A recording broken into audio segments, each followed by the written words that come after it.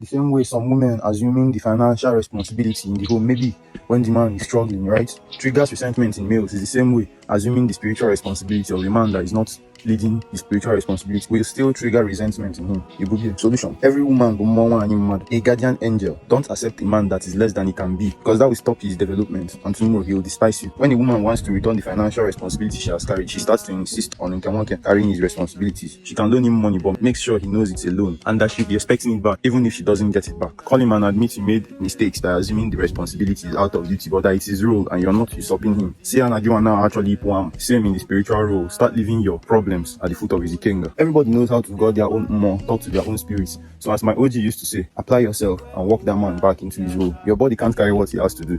Makandogi. On your way to work.